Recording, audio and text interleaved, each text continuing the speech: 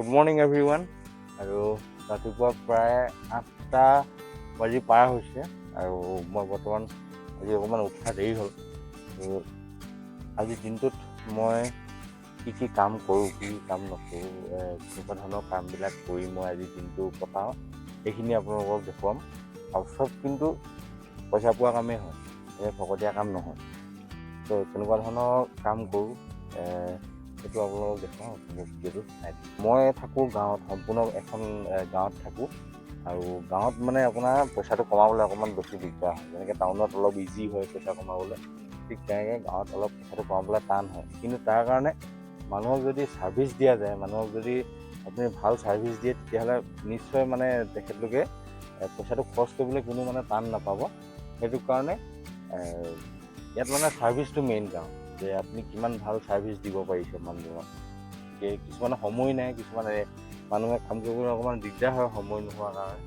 তো সেই মানুহবিলাকক ছাৰ্ভিচ দি, ভাল এটা ছাৰ্ভিচ দি কেনেকৈ মানে উপাৰ্জনৰ পথ বাছি ল'ব পাৰি, সেইটো মই আপোনালোকক দেখাবলৈ গৈ আছোঁ। আপোনালোকে ভিডিঅ'টো সম্পূৰ্ণকৈ চাই থাকক। মই ব্ৰাছ চাছ কৰি লওঁ, তাৰপিছত আপোনালোকক দেখুৱাই আছোঁ মই ক'ত গৈ আছোঁ, কি কৰি আছোঁ। ৰাতিপুৱাই শুই উঠিয়ে প্ৰথম মোৰ ৰুটিন হৈছে এগিলাচ গৰম পানী। তো কথাটো এনেকুৱা, এতিয়া মই এইখন লৈ আহিলোঁ এই দাদা এজনৰ ওচৰৰ পৰা। তেখেতৰ আৰু এখন আছে, পাঞ্চ এখন আছে, সেই পাঞ্চখনো আনিব লাগিব। প্ৰথমতে এখন নি ধুই ল'ম। মোৰ বাইকখন তাত থৈ আহিছোঁ আৰু এখন লৈ আহিছোঁ। তো এনেকুৱা ধৰণৰ ছাৰ্ভিচবিলাক দিলে মানুহৰ সুবিধা হয় আচলতে, যে আপোনাৰ ক'ৰবাত যাবলগীয়া আছে কিন্তু তেখেতে সময় পোৱা নাই গাড়ী ধুৱাবলৈ, আৰু যিহেতু বিশ্বকৰ্মা পূজা ওচৰ চাপিছেহি, কিন্তু মানুহ সময় নাই গাড়ী ধুৱাবলৈ। সেইটো কাৰণে এনেকুৱা ধৰণৰ মই ছাৰ্ভিচবিলাক দি থাকোঁ। বৰ্তমান দোকানৰ এইখিনি কাম কৰি লওঁ, বাকী যিমানখিনি চফা কাম আছে, চাফ চিকুণৰ কামখিনি সেইখিনি কৰি লওঁ। যিমানখিনি ছেটিং কৰিবলগীয়া আছে বস্তু, সেইখিনি ছেটিং কৰি লওঁ। নেক্সট আমি যাম আমাৰ ৱাশ্বিং চেণ্টাৰত। সেই ৱাশ্বিং চেণ্টাৰৰ কামখিনি আমি কৰিমগৈ। এতিয়া ইয়াত যিমানখিনি চফা কৰিবলগীয়া আছে, আজি বিশেষ কাম নাই, বজাৰ সমাৰ কৰা মেলা গোটেইখিনি কাম হৈ আছে। আৰু ইয়াত এইখিনি কাম কৰি মেলি তাৰপিছত তালৈ যাম।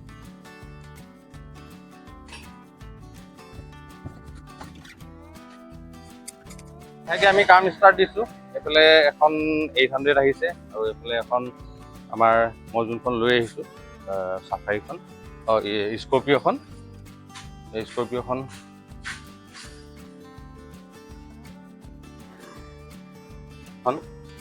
ভিতৰত যথেষ্টখিনি লেতেৰা হৈ আছে স্কৰ্পিঅ'।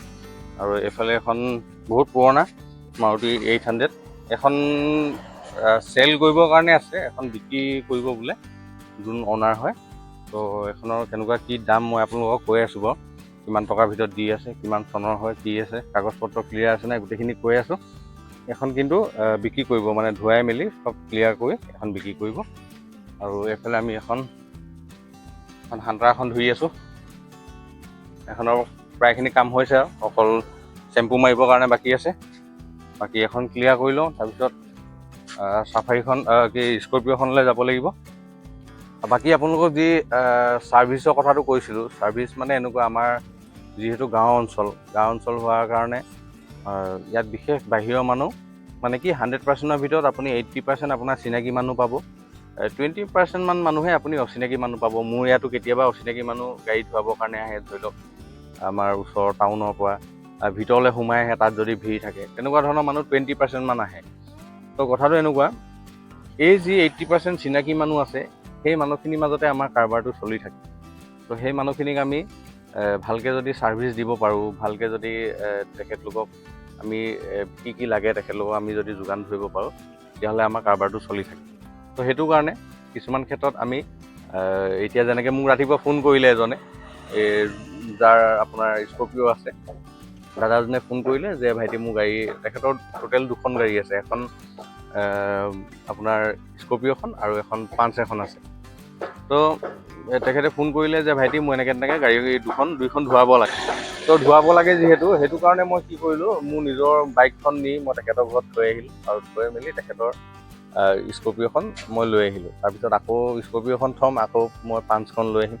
ঠিক তেনেকৈ ধৰণৰ ছাৰ্ভিচ এটা দিবলৈ চেষ্টা কৰি আছোঁ আমাৰ নিজৰ লোকেল জেগাটোত। আচলতে এই মানুহখিনিৰ লগতে যিহেতু মোৰ কাৰবাৰটো চলি আছে, তো ছাৰ্ভিচটো মেইন হয়। আপোনালোকৰ ফাষ্টফুডৰ ক্ষেত্ৰতো একেই। ফাষ্টফুড যদি আপোনালোকৰ কাৰোবাক যদি মোৰ ওচৰে পাঁজৰে কাৰোবাক যদি লাগে, ধৰি লওক সৰু ল'ৰা ছোৱালী আছে ওলাই আহিব পৰা নাই, বা ছোৱালী হয় গধূলি সময়ত ওলাই আহিব নোৱাৰে, ঠিক তেনেকুৱা সময়ত মোক যদি ফোন কৰে তেতিয়াহ'লে মই ঘৰত গৈ দি থৈ আহোঁ। মিনিমাম এটা অৰ্ডাৰ থাকে মোৰ 100 টকাৰ ভিতৰত, আৰু ডেলিভাৰী চাৰ্জ মই সেই সৰুকৈ কিবা এটা লওঁ। বাছ সিমানটোতে মই এইডোখৰ আমাৰ 1-2 কিলোমিটাৰ ভিতৰত মই কাৰবাৰটো চলাই আছোঁ।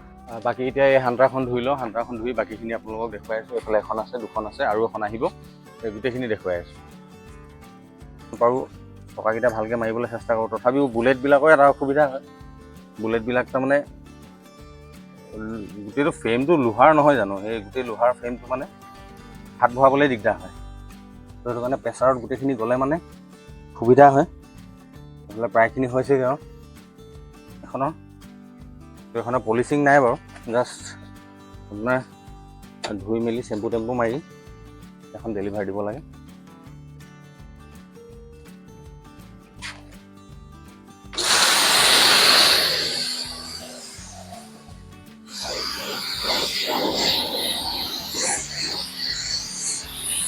আৰু সময় হৈছে প্ৰায় 10:30মান বাজিছে, আৰু 10:30 বজাতে ৰ'দটো পূৰা ওলাই আহিছে। সেইটো কাৰণে আমি চাগে ৰেম্পত ধুব নোৱাৰিম, আমি ধুব লাগিব সেই ছাঁডোখৰত, এই গছৰ যোনডোখৰ ছাঁ আছে সেই আগত, তাত ধুব লাগিব। ভাল হ'ব, শনিবাৰ নহয় হ'ব, আকৌ ৰাতিকৈ 2 কেজি কান্দি থাকিবি নেকি? হ'ব বাৰু, এখন ৰেম্পত নুঠাওঁ। ৰেম্পত উঠালে মানে তাত বহুত ৰ'দ আছে, সেইটো কাৰণে ভালকৈ ধোৱা নহ'ব। ছাঁত মানে চেম্পুটো মাৰিলে সোনকালে শুকাই যাব। সেইটো কাৰণে আমি স্কৰ্পিঅ'খন ইয়াত ছাইডতে লগাই ল'ম ৰাস্তাত, ইয়াতে ধুবলৈ চেষ্টা কৰিম। দুইটা ছাইড বেলেগ বেলেগকৈ ধুব লাগিব।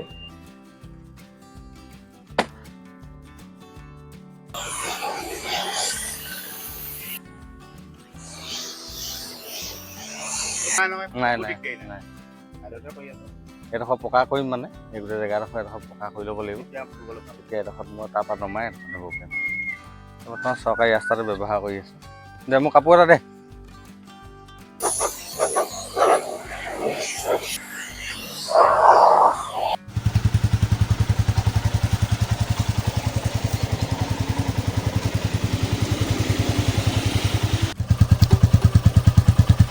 আমাৰ এইখনৰ টায়াৰ পলিচিঙৰ কাম হৈ আছে, টায়াৰ পলিচ মাৰি আছে। অলপ ভোকো লাগিছে, ৰাতিপুৱা ৰুটি মাত্ৰ 3টা খাইছিলোঁ। এনেকুৱা গধুৰ কাম কৰিলে মানে ভোকটো অলপ বেছি হয়, মানে সেইটো কাৰণে অকণমান অলপমান ৰাইচ মোৰ এতিয়া ধুনীয়াকৈ ৰাইচটো মাৰি দিবা দেই। সেইটো মজাকৈ ফ্ৰাইড ৰাইচ এটা লৈ আহিলোঁ, ধুনীয়াকৈ ফ্ৰাইড ৰাইচটো খাই লওঁ এতিয়া অকণমান, তাৰপিছত আকৌ গাড়ী ৰখি আছে, চব কামত লাগিব এতিয়া। প্ৰথমতে ফ্ৰাইড ৰাইচটো খাই লওঁ। চামুচটা লৈ আন। এইটো স্কৰ্পিঅ'টো ধোৱা হৈ গ'ল। স্কৰ্পিঅ'টো আমি ধুনীয়াকৈ টিপটপছে ধুলোঁ মজাকৈ। এতিয়া এফালে এখন লাগি আছে, এইফালে দেখুৱাই দিয়া, এফালে এখন লাগি আছে। তো এইফালে আমাৰ 800টো ধোৱা হৈ গ'ল। এইফালে এতিয়া স্কৰ্পিঅ'টো আমি দিওঁ, আৰু তেখেতৰ যোনটো পাঞ্চ আছে সেই পাঞ্চখন লৈ আনো। বহিলোঁ আৰম্ভ। তো এতিয়া এইটো দি থৈ আহোঁ, এইটো দি মেলি তেখেতৰ পাঞ্চটো লৈ আহোঁ। এইফালে তেখেতৰ ঘৰ বেছি দূৰ নহয় বাৰু, ওচৰতে। তো আমি এতিয়া স্কৰ্পিঅ'খন দি থৈ আহিলোঁ, এখন পাঞ্চখন লৈ আহিছোঁ। এতিয়া পাঞ্চখন ধুই মেলি পাঁচবেলালৈকে এখন আকৌ তেখেতক দিব লাগিব। আৰু স্কৰ্পিঅ'খন মোটামুটি হৈ গ'ল, তাত সেইখন 800খন লাগি আছে। এতিয়া আমি পাঞ্চখন ধুই লওঁ। ব'লা, এইটো আমাৰ ৰাস্তা, অলপখিনি বাকী আছে। মজা মজা মজা মজা।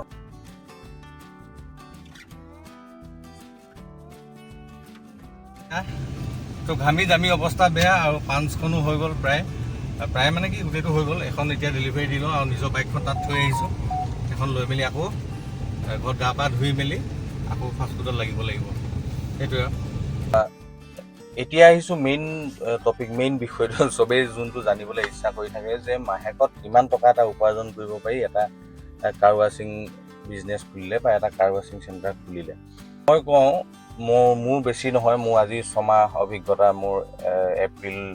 এপ্ৰিলৰ পৰা এপ্ৰিল, মে', জুন, জুলাই, আগষ্ট, ধৰি লওক মোৰ 4-5 মাহৰ এটা অভিজ্ঞতাৰ ফালৰ পৰা মই আপোনালোকক কৈছোঁ যে চাওক, কেতিয়াবা কোনোবা এটা মাহত খুব বৰষুণ বেছি হয়, যেনেকৈ আপোনাৰ এতিয়া শাওণ ভাদ মাহত বৰষুণৰ পৰিমাণটো খুব বেছি।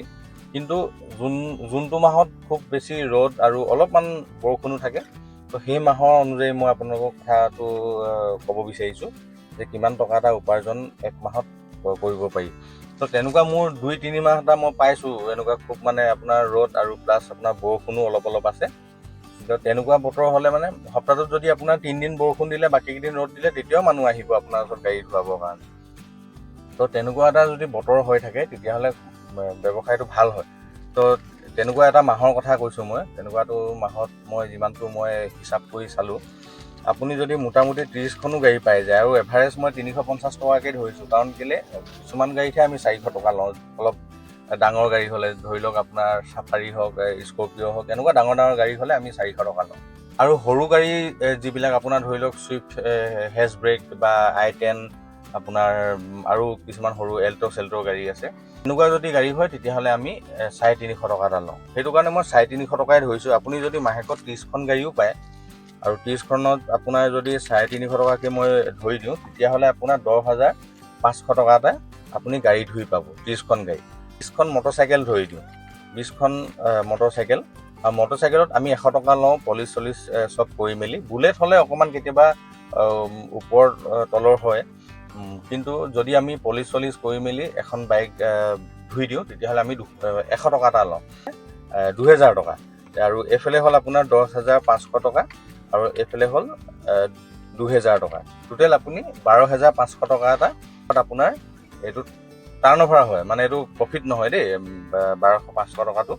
আৰু ইয়াত যদি আপুনি মিনিমাম কাৰেণ্টৰ বিল ধৰি দিয়ে, তেতিয়াহ'লে 1000 টকা এটা কাৰেণ্টৰ বিল ধৰি দিব পাৰে। লগাইছে, যিহেতু মই নিজে কৰোঁ, মোৰ কামটো এনেকুৱা, মোৰ যদি 1-2খন গাড়ী থাকে, 1-2খন বাইক থাকে, মই প্ৰায়খিনি কাম মই নিজে কৰিবলৈ চেষ্টা কৰোঁ। আৰু কেতিয়াবা যদি গাড়ীৰ পৰিমাণটো বেছি হয়, গাড়ীৰ সংখ্যা যদি বেছি হয়, তেতিয়াহ'লে মই 2-এজন মানুহ ৰাখোঁ। গোটেইখিনি কাম টাইমিংটো মিলাবলৈ অলপ অসুবিধা হয়। তো সেইটো কাৰণে তেতিয়া আপোনাৰ মাহেকত আপুনি 2000 টকা এটা ধৰি দিয়ক, 2000 টকা এটা মাইনাছ কৰি দিয়ক। আপুনি মানুহক এক মাহত যদি নিজে কৰে দেই, মোৰ নিচিনা যদি নিজে কৰে আৰু কেতিয়াবা লগাবলগীয়া হয়, তেতিয়াহ'লে মই 2000 টকা এটা মাইনাছ কৰি দিছোঁ।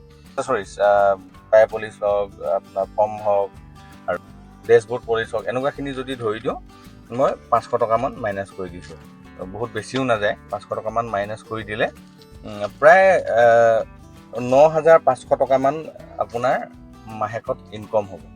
মোৰ এইটো সম্পূৰ্ণ ৰুৰেল এৰিয়া হয়, গাঁৱৰ এৰিয়া।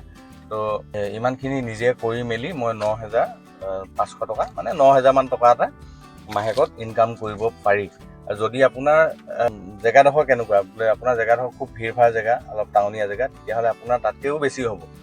কাৰণ কেলৈ তাত আপোনাৰ গাড়ীৰ সংখ্যাটো বেছি হ'ব। মোৰ ইয়াত গাড়ীৰ সংখ্যা কম, সেইটো কাৰণে মোৰ প্ৰফিটটো কম। আৰু য'ত আপোনাৰ গাড়ীৰ সংখ্যা বেছি হ'ব, তাত প্ৰফিটটো বেছি। মাহেকত যদি আপুনি 50খন বা 40খন 50খন টাৰ্গেট ল'ব পাৰে, তেতিয়াহ'লে আপোনাৰ প্ৰফিটৰ ঘৰটো অলপ বেছি হ'ব। বাকী আপোনালোকক মই যোনটো হিচাপ কৈছোঁ, যে মই এইটো মাহেকৰ হিচাপটোৰ কথা কৈছোঁ, কিন্তু মই গোটেই মাহটো কাম কৰিবলগীয়া হোৱা নাই। মই প্ৰায় 20-22 দিনমানহে কাম কৰিছিলোঁ, তাতকৈ কমেই কৰিছিলোঁ চাগে, 19 দিনমান। তো মই সেই গোটেই মাহেকৰ হিচাপটো ধৰি দিলোঁ, কিন্তু আপোনালোকে 20 দিনমান কাম কৰিলে মানে ইমানটো এটা উপাৰ্জন মোৰ হৈছিলে। তো ভাল 1-2টা মাহ যায়, আপোনাৰ প্ৰায় 15+ থাকে কেতিয়াবা। তো তেনেকুৱা ধৰণৰ আপ ডাউন হৈ থাকে, বতৰটোৰ ওপৰত কথা।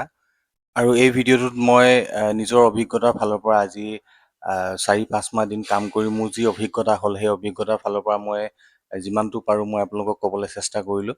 আৰু আপোনালোকৰ যদি কিবা ডাউট থাকে, কিবা জানিবলগীয়া থাকে, মোক কমেণ্ট কৰিব পাৰে। মই নিশ্চয় আপোনালোকক যিমান দূৰ পাৰোঁ জনাবলৈ চেষ্টা কৰিম। তো যদি ভিডিঅ'টো ভাল লাগিলে তেতিয়াহ'লে লাইক কৰিব, আৰু কিবা ডাউট থাকিলে মানে কমেণ্ট কৰিব। আৰু চেনেলটোত যদি নতুনকৈ আহিছে, তেতিয়াহ'লে প্লিজ ছাবস্ক্ৰাইব কৰিব। আজিলৈ বাই বাই, লগ পাম অন্য এটা ভিডিঅ'ত।